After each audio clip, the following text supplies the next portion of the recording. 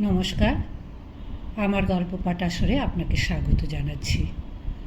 আজ পড়ে শোনাচ্ছি সুচিত্রা ভট্টাচার্যের একটি ছোট গল্প, দূরের মানুষ।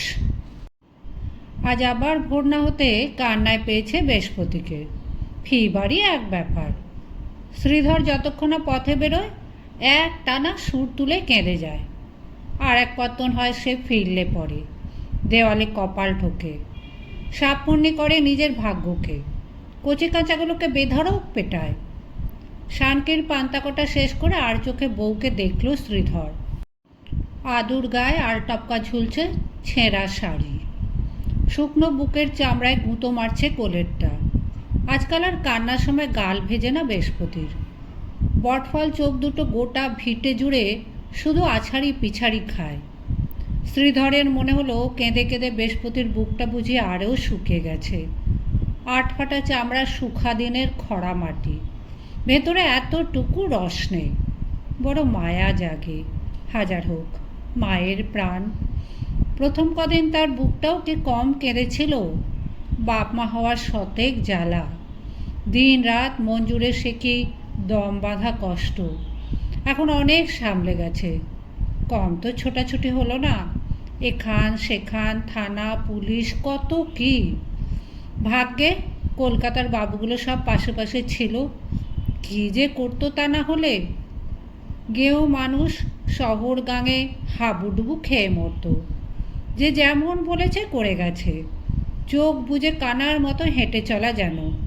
তবু কোনো দল পাওয়া গেল না। শহরের মানুষগুলো যেন কেমন ধারার, তাদের কথার আগা মাথা বোঝা ভার। কাল আবার যুগল আরেক শলা দিয়ে গেল।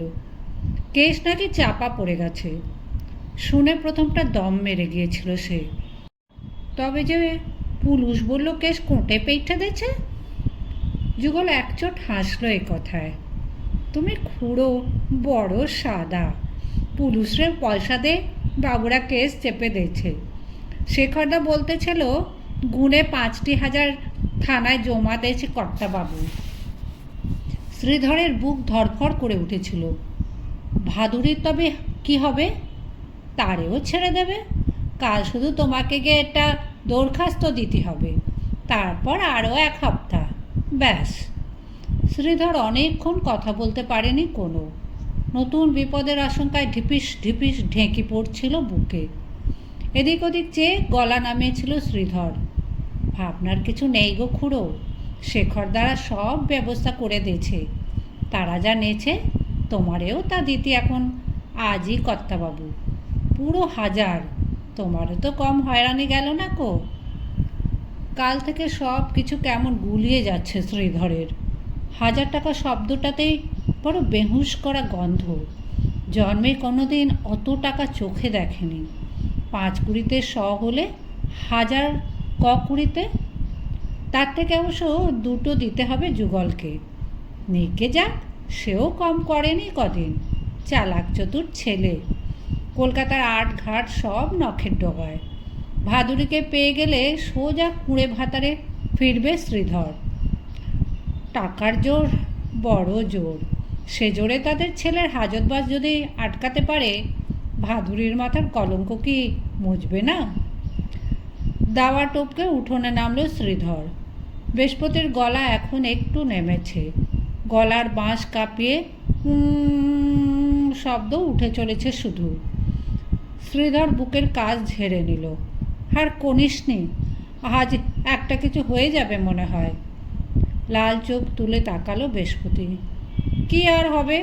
কি হতে আর বাকি আছে? বউকে টাকার কথা বলা হয়নি এখনো, বলে লাভও নেই। মেয়ে ছেলের বুদ্ধি দেরিতে খোলে। না বুঝেই না হোক খানিক চেঁচামেচি করে নেবে। শ্রীধর বউয়ের মুখোমুখি এসে দাঁড়ালো। চেষ্টা তো করছি রে। তুই এবার মনটারে বাঁধ। তোমার জন্যে এসবই হয়েছে, তোমার জন্যে। তুমি বাপ লয়, পাষাণ। পোড়া খায় নুনের ছিটে। শ্রীধর নিমেষে মেজাজ হারালো। আমি একাতারে পাইতেছিলেন? সব দোষ এখন আমার লয়? না তো কি, তখন খুব বলেছিলে সরে গেলি মেয়ে খেয়ে পড়ে থাকবে। মাস মাস কটা টাকার জন্যে কত নোলা। সে টাকা কার গব্বে গেছে? হ্যাঁ, তোদের না আমার? আমি ওসব কিছু জানি নে। বৃহস্পতি গলা ফাটালো। তুমি আমার ভাদুড়িরে ফিরে এনে দাও, আমি আর সইতে পারতেছি না। শ্রীধর অনেক কষ্টে সামলে নিল নিজেকে। মেয়ে ছেলেদের কত সুবিধে। যেই বুকে কষ্টে জমল, গল গল উগড়ে দিল বাইরে। বেটা ছেলেরা যদি অমন গলা ছেড়ে কাঁদতে পারত, ওই মেয়ে লোকটাকে যদি হৃদয় ফাটিয়ে দেখানো যেত, কটা দিন কি হন্যে হয়ে না ঘুরে বেরিয়েছে মানুষের দৌড়ে দৌড়ে। বাবুরা না হলে গলে যায়। কলকাতার সেই বাবুগুলো বড্ড ভালো। যেমন বিরাট মন, তেমনই বিবেক বিবেচনা। ছোটদাবাবুর হাত থেকে ছাড়ান পেয়ে ভাদুড়ি ছিটকে এসেছিল রাস্তায়। ওই বাবুরা সব তখন রোয়াকে বসে। কাঁদতে কাঁদতে মেয়ে পথের ধারে ভিড়মি খেয়ে পড়তে বাবুরাই তাকে দিয়ে আসে হাসপাতালে। থানায় গিয়ে নালিশ জানায়। শ্রীধর ধীরে ধীরে বেরিয়ে এলো বাড়ির থেকে। অত বড় মেয়েটাকে কাছছাড়া করতে তারও প্রথমটা মন চায়নি। নিজের বলতে জমি জিরে কিচ্ছু নেই। পরের জমিতে জন খাটা, তাও নোনা মাটির বুকে একবারের বেশি ফসল উঠতে চায় না। চাষের মরশুম বলতে গেলে সাকুলে 3 থেকে 4 মাস, তারপর বছর ভর খালি কাজের খোঁজে দৌড়ে বেড়ানো। আজ ক্যানিং তো কাল সোনারপুর, কখনো সেই গাংপার। দিন দিন সংসারের পেট বেড়েই চলেছে। নোনা দেশের মাটির তবু বিশ্রাম আছে, মেয়ে ছেলে শরীরের বিরাম নেই কোনো। বিয়ে করা অবধি বউ শুধু বিয়েই চলেছে, শরীরে বল নেই, হাড়ে মাস নেই। তাই নিয়েই কোলেরটাকে ধরলে 8 ছানাছানির জন্ম দিয়েছে বৃহস্পতি। 2টো জন্মে মরেছে, একটা পেটে, আর একটা এই গত সনে। দিব্যি ডাগর হয়ে উঠেছিল। একদিনের ভেদ বমিতেই চোখ উল্টলো। লোভ সামলাতে না পারে ক্যানিংয়ের বাজার থেকে খুদ কিনে এনেছিল 4টি। তাই খেয়ে ঘর শুদ্ধ লোকের পেট আলগা। শেষে একটাকে শুধু নিয়ে রেহাই দিল ভগবান।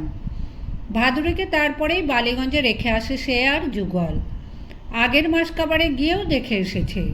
বাবুদের বাড়ির জল পেয়ে মেয়ে দিব্যি ডকবক করছে। কে জানতো হুট করেই বিপদ ভেঙে পড়বে মাথায়। যুগলের কথা শুনে বড় আশা করে ভাদুড়িকে কাজে পাঠিয়েছিল। যুগল বলেছিল, এখানে শুকিয়ে মরতিছে, কলকাতায় কাজে দে দাও। শ্রীধর তবু ভাবনা চিন্তা করে। বৃহস্পতির মনে খুঁত খুঁত। মেয়ে দিন দিন ঝাড়া দিয়ে উঠছে, আজ বাদে কাল বর খুঁজতে হবে। যুগল ছাড়ে না। বাবুদের বাড়ি আমি কোথা দিয়ে এসেছি একটা ডাগরপানা মেয়ে ঠিক এনে দেবো। তোমরাও তো ভাবছিচ্ছ কেন? মেয়ে তোমাদের বানে ভাসবে না, ভদ্রলোকদের ঘরে কাজ কাম করবে, একেবারে ঘরের মেয়ের মতো থাকা। দুবেলা ভর পেট খাওয়া পাবে, যেমন তেমন শাক পান্তা মুড়ি নয়, একদম বাবুদের খাওয়া। সরু চালের ভাত, ডাল, মাছ, মাংস, এবলা উবলা টিফিন, তা বাদে জামা কাপড়, তেল, সাবান, আর মাস গেলি অতগুলো কাঁচা টাকা। শুনে শুনে একসময় লোভ ধরে গেল। যুগলকে দোষ দিয়ে কী লাভ? এমন হবে সেও কি ভাবতে পেরেছিল? ঢোলকলমির ঝোপের ধারে সাঁপুইদের পুকুর। শ্রীধর থমকে দাঁড়ালো। এই পুকুরে একবার ডুবে মরেছিল ভাদুড়ি। কত বা বয়স তখন? নখ কাটার চেয়েও ছোট। 2 মানুষ জলে মেয়ে ডুবছে ভাসছে। শ্রীধর এক শ্বাসে সাঁতরে গিয়েছিল মাঝ পুকুর, অপর শ্বাসে মেয়ে কাঁধে ডাঙায়। ঘরে ফিরেও মেয়ে খালি খাবি খায়। তা দেখে কুনো ঠাকুমা বলেছিল, এই তো সবে শুরু রে ছানি, মেনক হয়ে জন্মেছিস, জীবন ভোর কত খাবি খেতে হবে। ঠাকুমা আজ বেঁচে থাকলে কি বলতো কে জানে। শ্রীধর চুপচাপ পুকুর পাড়ে দাঁড়িয়ে থাকলো কিছুক্ষণ। যুগলের এখনও দেখা নেই। আধার ঝেঁটিয়ে দিন ফর্সা হচ্ছে ক্রমশ। জলের কোলে এইমাত্র ঝাঁপ কাটল সাপুইদের হাঁস জোড়া, সজনে ডালে ফিঙের নাচন।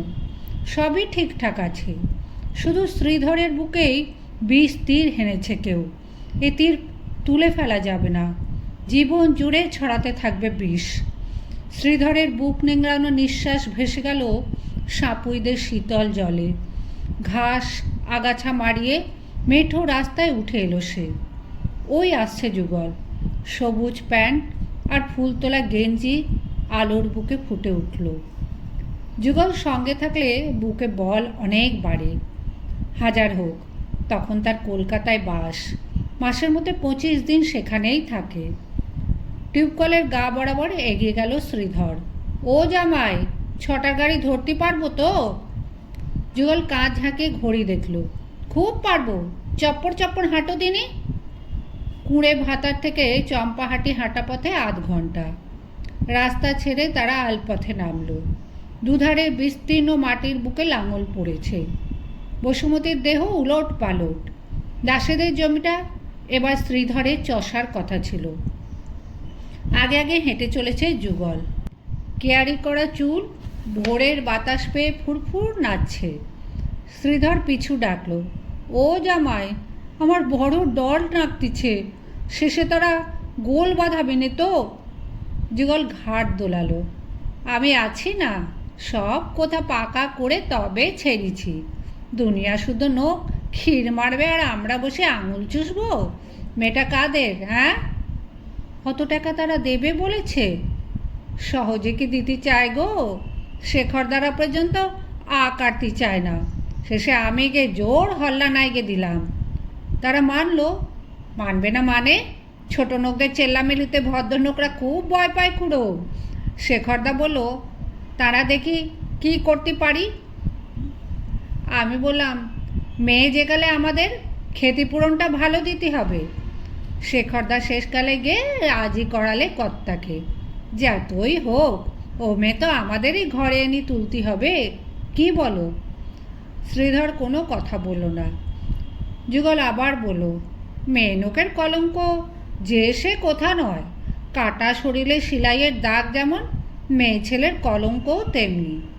শ্রীধর এবারও কোনো কথা বলল না। যুগল প্যাকেট খুলে সিগারেট ধরালো। কিছু বলেছি না যে বড়? কি আর বলি? শ্রীধর ফোঁস করে শ্বাস ফেলল। ভাবতেছি শেষে ভাদুরী আমার ছাড়া পেলেই হয়। পাবে গো পাবে। তারে একে দে পুলিশের কি নাপ? মিছিমিছি তবে এতদিন তারে আটকে রাখলো কেন? বাবুদের ছেলে তো পরদিনই ছাড়া পেয়ে গেল। যুগল হাসল। হাজতে তারে আকেনি গো খুঁড়ো। সে আছে উদ্ধারাশ্রমে। কত মেনক সেখানে থাকে জানো? এফকেসি হলি পর সবাইরে ওখানে আঁকতে হয়। এই হলো গভর্নমেন্টের আইন। ডাক্তার দেখে, পুলিশ দেখে, জজে দেখে। শ্রীধরের গলা কেঁপে গেল। ও মেনে আমি এখন কি করি বলো দেখি? বিভাগ গ্রামের লোক সব বৃত্তান্ত জেনে গেছে। ওরে যে কি করে পার করি?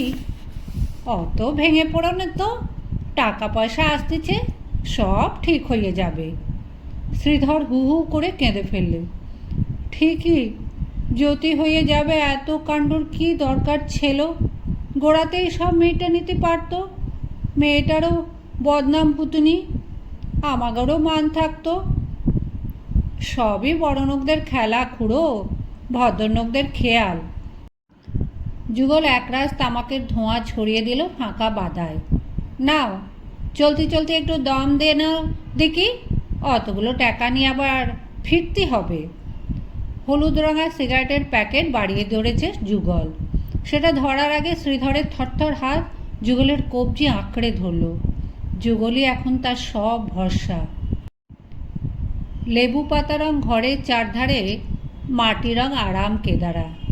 গোল টেবিলে বাহারি ছাইদান, নকশা করা ফুল রাখার গেলাস, লম্বা লম্বা সিল্কের পর্দা টিয়ার ঝাঁক হয়ে উঠছে জানালায়। দেওয়াল জুড়ে কোনো এক অচিন দেশের ছবি। এসবই অনেকবার দেখা, তবু ঘরটাকে আজ বড় অচেনা লাগলো শ্রীধরের। কর্তাবাবু আর বড় ছেলের সঙ্গে গিন্নিমাও এসে বসেছে ঘরে। গিন্নিমাকে দেখেই তার বুকে যেন লাঙল চলছে। লাল পুরু পশমের মাদুরে পা গুটিয়ে বসল শ্রীধর। গিন্নিমা মানুষটা বড় ভালো। তার ছেলে হয়ে ছোট দাদাবাবু ও কীর্তি করলো কেন কে জানে। প্রথম যেদিন এই বাড়িতে আসে শ্রীধর, কত আদর যত্ন করেছিল মা। আলুর তরকারির সঙ্গে গরম পরোটা খাইয়েছিল, তারপর কাপ ভর্তি চা। যখনই আসে এটা সেটা ভালো মন্দ খেতে দেয়। কী সব স্বাদ সে খাবারের! বৃহস্পতি কোনো দিন অমন রাঁধতে পারবে না। শুধু কি রান্না, আগে আগে গিন্নিমার ঘর বাড়ি দেখে বাক্যে ফুটত না মুখে। কি মস্ত কোঠা বাড়ি, তেমন সব বড় বড় ঘর। বড় লোকরা কত কায়দায় ঘর সাজাতে জানে। ভগবানের স্বর্গ যদি কোথাও থাকে তা আছে বাবুদের এইসব দালান বাড়িতে। দেবদেবীরা এখানে মানুষ সেজে বাস করে। লক্ষ্মী, সরস্বতী, দুর্গা, কালী সব এক ঠাঁই। দেখে দেখে আশ মিটত না শ্রীধরের। চুরি করে বাবুদের আসবাবে হাত বোলাতো। এমন একটা স্বর্গধামে তার গরিব মেয়ে ঠাঁই পেয়েছে ভাবতে বুক চলকে ওঠে। সে ভারী জলজল চোখে মেয়ের হাত চেপে ধরত। ও মা, ভালো আছিস তো? গিন্নিমা মধুর হাসত। ও মেয়ে এখন আমার হয়ে গেছে শ্রীধর। লজ্জাবতীর পাতার মতো চোখ বুঝত ভাদুরী। গোলাপছাপ শাড়ি আর লাল টুকটুকে ব্লাউজে যেন রাজ রানী। গিন্নিমা সরে গেলে শ্রীধর লোভী চোখে দেখত চারদিক। গিন্নিমার কাছ থেকে তোর মার জন্য একটা পুরনো কাপড় চেয়ে দে না, তার পরনেরটা একেবারে কুটি কুটি। কখনো বলতো, বৌদিদির ছেলের ছোট জামা নেই রে ভাদুরী, তোর কচি ভাইটার বুঝি ঠিক ঠিক হয়? তা দিয়েছিল গিন্নিমা। একবার বুঝে মুখ ফোটাতেই পুরনো ডুরের শাড়ি, খান দু চার জামা আর কচির জন্য প্যান্ট। মানুষ নয়, সাক্ষাৎ অন্নপূর্ণা। আর বৌদিদি হলো সরস্বতী ঠাকুর। যেমন অপরূপ রূপ, তেমনই বুদ্ধির তেজ। ঘরে ফিরে সাত কাহন করে বৃহস্পতির কাছে গল্প করত শ্রীধর। বৃহস্পতির অঙ্গ করে বলতো, খালি দেখি বৌদিদি আর গিন্নিমার কথা, বাবুরা কেমন বলো দিনি? বাবুদের সঙ্গে কোনোদিন তেমন দেখা সাক্ষাৎ হয়নি। সে পৌঁছবার আগে কর্তাবাবু রথ হাঁকিয়ে বেরিয়ে যেত, সঙ্গে বড় ছেলে। যুগল বলতো, তাদের কত টাকা, লোহা লক্কর যন্ত্রপাতি, আরও যেন কিসের ব্যবসা। শ্রীধর আর চোখে বাবুদের দেখে নিল। গোমরা মুখে খবরের কাগজের পাতা উল্টাচ্ছে কর্তাবাবু। গিন্নিমা আর বরদাবাবু নিজেদের মনে ফিসফিস কথা বলছে। দাদাবাবুর ভুরু নাকের কাছে জড়ো, গিন্নিমার মুখ থমথম। যুগল নড়ে বসল। এগে যে জন্যে এসছিলাম বলে ফেলো। কর্তাবাবু কাগজ থেকে মুখ তুলল না। শ্রীধরের অস্থির বুক টানটান হলো। বাবুরা মোটে কথাই বলতে চায় না। তবে যে যুগল বলছিল তারা খুব ঘাবড়ে গেছে, গেলেই টাকা বার করে দেবে। যুগল আবার গলা ঝাড়ল। এগে আপনি আসতে বলেছিলেন। বাবুর চশমা পড়া চোখের ধার কি! শ্রীধরের বুক এফোড় ওফোড় হয়ে গেল। যুগলের মুখ শুকিয়ে গেছে। চতুর ছেলে ঘাবড়ে মাবড়ে একসা। দেখো, একটা সাপ কথা বলি। গিন্নিমা বাবুর পাশে এসে বসল। আমার ছেলে একটা অন্যায় করে ফেলেছে বটে, তবে তোমাদের মেয়েরও কম দোষ ছিল না। শ্রীধরের বলতে ইচ্ছে হলো, এ কথা আমায় কেন আগে বলনি মা? জুতিয়ে মেয়ের মুখ ছিঁড়তাম। কিছুই বলতে পারল না। হেঁট মাথা, হেঁট হলো আরও। সাজগোজের বাহার বাড়ছিল দিন দিন। আজ টিপ দাও, কাল ফিতে। শ্রীধর আরও জড়সড় হলো। ভেবেছিলাম বাচ্চা মেয়ে, একটু শখ আহ্লাদ করছে। সে আমার ছোট ছেলের মাথা ঘোরানোর জন্য তা কি ছাই বুঝেছি? দূর করে দিতাম না তাহলে? চোরের মায়ের বড় গলা। যুগল ফস করে বলে ফেলল, সব ঠিক কথা মা, তবে তোমার ছেলে একা পেয়ে তারে এপ করেছে এ তো ঠিক। তুমি চুপ করো। বড়বাবু হুড়মুড় এগিয়ে গেল। আমরা শুধু ভাদুরের বাপের সঙ্গে কথা বলতে চাই। যুগল দমে গেল। এক বুক সাহস কোথায় উধাও। অনেকক্ষণ চুপ থাকার পর মুখ খুলল কর্তাবাবু। বাজে কথা থাক, যা হবার হয়ে গেছে। তবে 500 টাকার বেশি আমি তোমাদের দিতে পারবো না। রাজি থাকলে বলো। এরকম তো কথা ছিল না। শ্রীধর যুগলের চোখে চোখ ফেলতে চাইল। আসার পথে সেই বাবুদের সঙ্গেও দেখা হয়েছে। তারাও টাকার ব্যাপারে তেমন গা দেখায়নি। উদাস মুখে বলেছিল, ও বাড়ির কাজ সেরে আমাদের কাছে এসো, দরখাস্ত লিখে দেব। থানায় আজ জমা দিলে 7 দিন পর মেয়ে ফেরত পাবে। শ্রীধরের গলায় কান্না জমাট বাঁধল। অনেক চেষ্টায় কথা বলল সে। আপনাদের মা কত আছে, আমি বড় গরিব। তার জন্য আমরা কি করতে পারি? ছেলেটার কাঁচা বয়স, ঝোঁকের মাথায় ভুল করে ফেলেছে, তার জন্য কম হয়রানি করনি তোমরা, তাকে হাজত পর্যন্ত ঘুরিয়ে ছেড়েছ। গিন্নিমা হঠাৎ ঝরঝর কেঁদে ফেল। ছেলেটা আমার সেই থেকে মন মরা হয়ে আছে, ভালো করে খায় না, দায় না, শখ করে কি যে কাল সাপ পুষেছিলাম ঘরে। বড় ছেলে জড়িয়ে ধরল মাকে, স্বামী হাত চেপে সান্ত্বনা দিল। দেখে মনে হয় বাবুদের ছেলে নয়, অপরাধটা বুঝি শ্রীধররাই করেছে। কিছু পর কর্তাবাবু উঠে দাঁড়ালো। গরুর গাড়ি খানায় পড়লে ব্যাঙেও এসে লাথি মেরে যায়, আমাদের এখন সেই দশা। দেখো কোন, ওদের 500 টাকা দিয়ে দে। বড় দাদাবাবু পকেট থেকে 5খানা নোট বার করলো, বলল, শোনো, আর কোনো দিন এ বাড়ির ছায়া মারাবে না, আমাদের মান সম্মান বলে একটা কথা আছে, বুঝেছ? তোমাদের জন্য আত্মীয় স্বজন পাড়া পড়শি কারোর কাছে মুখ দেখানো দায়, যত সব উটকো আপদ। শেষ কথাটা নিজের মনে বলা, তবু শ্রীধরের বুকে চাবুক পড়ল। বুকের ক্ষত জোরে চিন চিন যন্ত্রণা, সমস্ত দ্বিধা দ্বন্দ্ব ঝেড়ে সেও সোজা হলো হঠাৎ। ঠিক কথা বলেছ বাবু, আপনারা সব সম্মানী মানুষ, আপনাদের মানে লাগে। যে মেয়ের ইজ্জত গেছে তার বাপের আর মান কি? বাবু কটমট করে তাকালো। গিন্নিমা ফুঁসে উঠল, ভিখিরির আবার বড় বড় কথা, এই সেদিনও এসে হাত পেতেছে, আজ বড় মান দেখায়। ছোট লোকদের যদি এতটুকু কৃতজ্ঞতা বোধ থাকে। শ্রীধর খুব ধীরে সুস্থে উঠে দাঁড়ালো, মাথার টক বক ফুটছে। অনেক কষ্টে সামলে নিল নিজেকে। বহুকাল পর বড় ঠান্ডা মাথায় বলল, হ্যাঁ মা ঠাকুরুন, আমরা ভিখিরির দল, কত কিছু আপনি দিয়েছ আমারে, টাকা পয়সা জামা কাপড়, আর বেশি চাইবনি। শুদ্ধ আমার মেয়েটারে যেমন দিছিলাম ফেরত দে দাও। পথ চলতে বেদম কষ্ট হচ্ছিল শ্রীধরের। থানার কাজ শেষ হলে ঘরে ফেরা যাবে। মাথার ওপর হিংস্র সূর্য, পায়ের তলায় পিচ গলা রাস্তা, উদম পায়ে কামড় বসাচ্ছে গরম আলকাতরা, নাকে মুখে হলকা হাওয়ার ঝাপট, নাক বেয়ে বুক, বুক বেয়ে হৃৎপিণ্ডের আরও গভীরে ছড়িয়ে গেল গরম বাতাস। থানার কাছে এসে হুড়হুড় বমি করে ফেলল শ্রীধর। যুগল পিঠে হাত বুলালো। কি হলো খুড়ো, কি কষ্ট হতেছে? কিছু না। শ্রীধর জোরে জোরে দম নিল।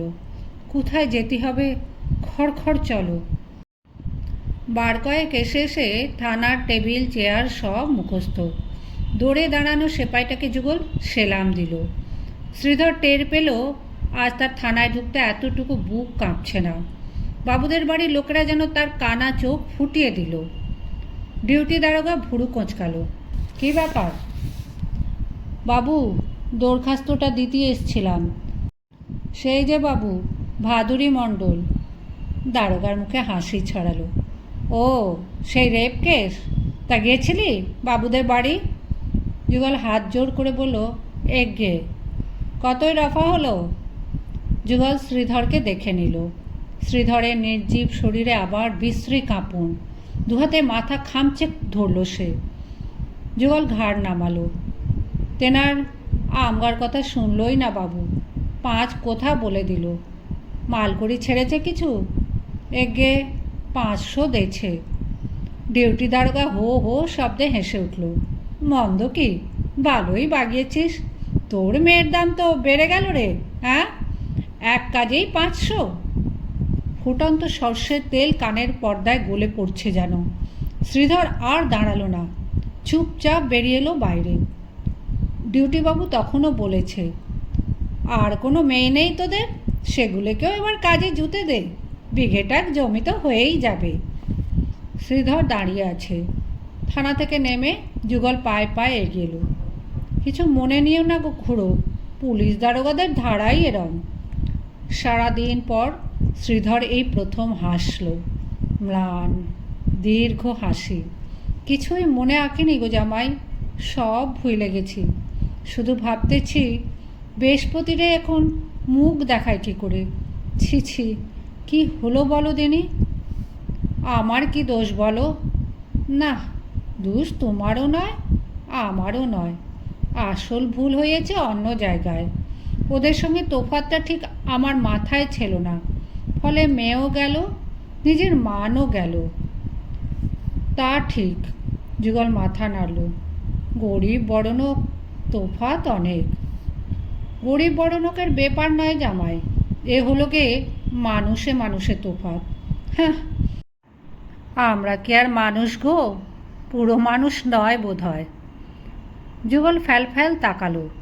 শ্রীধরের গলা ভারী অদ্ভুত শোনাচ্ছে, যেন এ পৃথিবী নয়, অন্য পৃথিবী থেকে কথা বলছে খুড়ো। কথাটা ঠিক বলেছি কি না ঠান্ডা মাথায় ভেবে দেখো। আমি চললাম, 3টের গাড়ি ধরতেই হবে। তোমার খুড়ি বসে আছে। খেঁটো ধুতি পরা দূরের মানুষটা কলকাতার জঙ্গল মারিয়ে ক্লান্ত পায়ে ফিরে যাচ্ছে। হাজার হাজার কেজো লোকের ভিড়েও ঠিক তাকে চেনা যায়। শহর প্রবাসী যুগলের আজ প্রথম নিজেকে বড় বোকা মনে হলো।